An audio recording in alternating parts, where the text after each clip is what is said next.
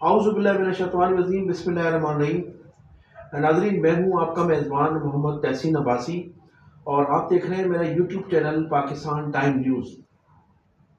ناظرین، گزشتہ چند روز کی بارشوں نے پورے سندھ کو تقریباً پورے پاکستان کو ڈبو کر رکھ دیا ہے، اور خاص طور پر پاکستان کا جو معاشی ہب ہے کراچی، جو سندھ کو 95% ریونیو ادا کرتا ہے اور مرکز کو 70% ریونیو ادا کرنے والا آج کراچی بے یار و مددگار کھڑا ہوا ہے۔ نہ تو یہاں حکومت نظر آ رہی ہے، نہ حکومت کے اتحادی نظر آ رہے ہیں، نہ اپوزیشن نظر آ رہی ہے۔ کراچی شہر میں کوئی پرسان حال نہیں ہے۔ تمام تعلیمی ادارے تو ویسے ہی بند تھے، تمام بازار بند ہیں، لوگوں کے گھروں میں پانی داخل ہو چکا ہے اور انڈسٹریز بند ہو چکی ہیں پانی کی وجہ سے۔ تمام دکانیں بند ہیں، تمام کاروباری مراکز گزشتہ 3 روز سے بند ہیں۔ پورے شہر میں پانی ہی پانی ہے، ہر جگہ پر جس علاقے میں آپ چلے جائیں، برسات کا اور گٹر کے پانی نے لوگوں کی زندگی اجیرن کر دی ہے، اور کوئی پرسان حال نہیں ہے۔ کہیں بلدیاتی ادارے کے افسران آپ کو نظر نہیں آئیں گے، کوئی عملہ آپ کو نظر نہیں آئے گا، اور صوبائی حکومت ایسا محسوس ہوتا ہے کہ کراچی میں حکومت ہی موجود نہیں ہے۔ ماضی میں تو ایسا ہوا کرتا تھا کہ وزراء نظر آتے تھے، فوٹو سیشن ہوتا تھا، لیکن اس مرتبہ تو فوٹو سیشن بھی نہیں ہو رہا ہے۔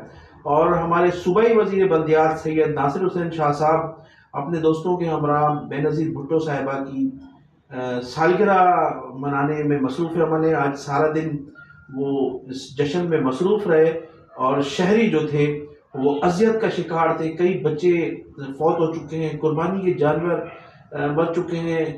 شہر میں نہ تو پینے کا پانی ہے، اور اگر گندا پانی ہے تو روڈوں پر کھڑا ہوا ہے، سڑکوں پر کھڑا ہوا ہے۔ اور ناصر شاہ صاحب کا ایک اسٹیٹمنٹ جاری ہوا ہے کل کہ جناب لوگ اپنے گھروں سے نہ نکلیں۔ اب گھروں سے نہ نکلیں تو کیا کریں؟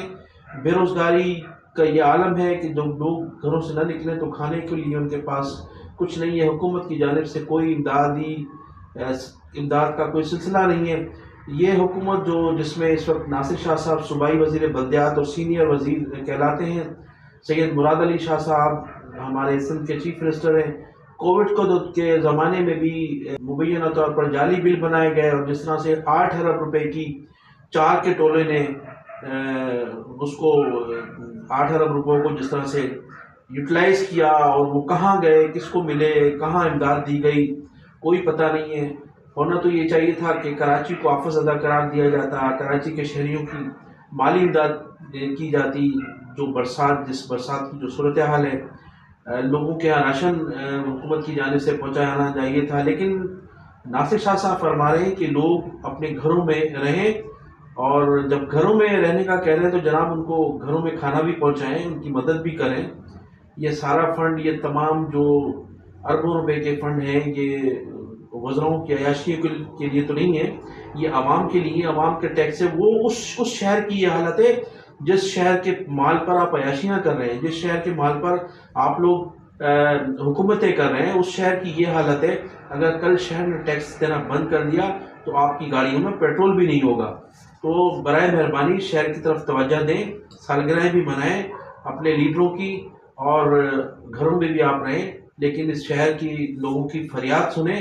اور اگر جب فریاد بانی متحدہ الطاف حسین کرتے ہیں تو پھر کہا جاتا ہے کہ ان کو جو ہے وہ تنقید کا نشانہ بنایا جاتا ہے۔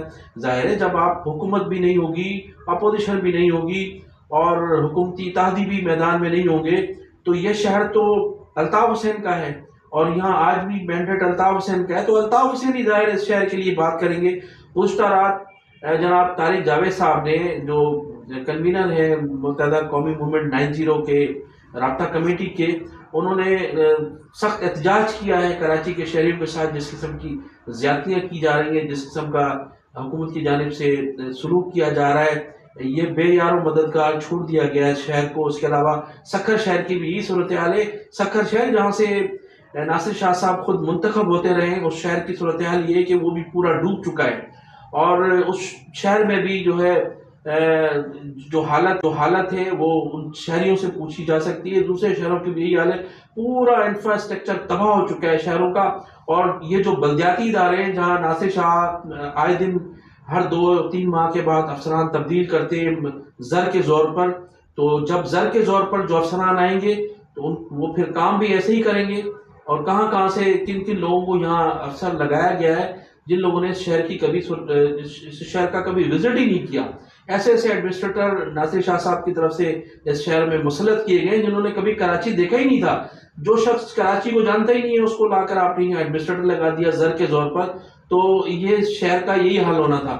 تو اب میں بات کر رہا تھا جناب طارق جاوید صاحب نے اپنے ویڈیو پیغام میں سابق میئر جناب کراچی فاروق ستار صاحب کے متعلق بہت سا انکشاف کیا. انہوں نے کہا کہ فاروق ستار صاحب ایک ایسے میر جعفر اور میر صادق کے بعد فاروق ستار کا نام میر فاروق کی جو ہے وہ ہسٹری ایک نئی بنی ہے. میر جعفر اور میر صادق بھی غدار تھے اور میر فاروق بھی اب تاریخ کی ہسٹری میں میر فاروق بھی ایک غداروں میں شمار ہوں گے. ان کا کہنا تھا کہ فاروق ستار نے جس طرح سے اس مہاجر قوم کے پیٹھ پر چھرا گھونپا ہے اور جس طرح سے اس قوم کو غلام بنانے کی کوشش کی ہے ہم اس کی پرزور مذمت کرتے ہیں. ان کا کہنا تھا کہ فاروق ستار نے جس طرح سے جو شہداء ہیں ان کی بیواؤں کو اور ان کی بہنوں کو اور ان کے اہل خانہ کو بجائے ان کی مدد کرنے کے اور بجائے ان کو دلاسا دینے کے، ان کی ہیلپ کرنے کے، ان خواتین کو رات کو گھروں پر دعوت دیتے ہیں، انہیں بلاتے ہیں. انہیں کہا جاتا ہے کہ آپ رات کی تاریکی میں میرے پاس آئیں، دن میں میرے پاس نہ آئیں، میں آپ کے لیے کچھ نہیں کر سکتا. انہوں نے کہا کہ فاروق ستار ایک ایسا درندہ صفت انسان ہے جس کی سینکڑوں خواتین کے ساتھ جو ہے وہ ایسی داستانیں موجود ہیں جو وقت آنے پر ہم انشاءاللہ تعالی شو کریں گے. انہوں نے کہا کہ فاروق ستار کے ماضی جو ہے وہ سب کے سامنے ہے اور وہ ماضی میں بھی شادیوں کے شوقین رہے ہیں. اس قسم کی ان کے ساتھ بہت سی اسٹوریاں ہیں جو ہم آئیں گے انشاءاللہ منظر عام پر ان کو لے کر آئیں گے.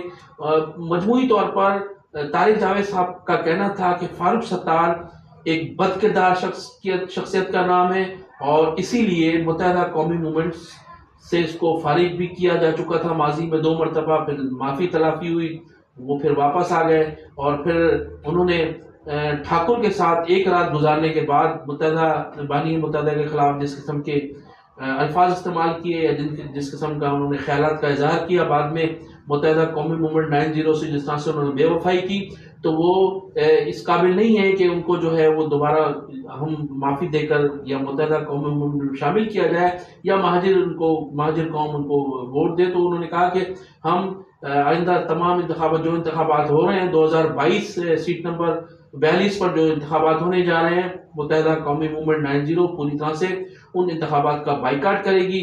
اور جو بلدیاتی انتخابات ہونے جا رہے ہیں ہم اس کا بھی مکمل طور پر بائیکاٹ کرتے ہیں اور اس قسم کے غداروں کو کسی صورت بھی قبول نہیں کیا جائے گا اور پوری مہاجر قوم اس قسم کے غداروں سے دور رہے.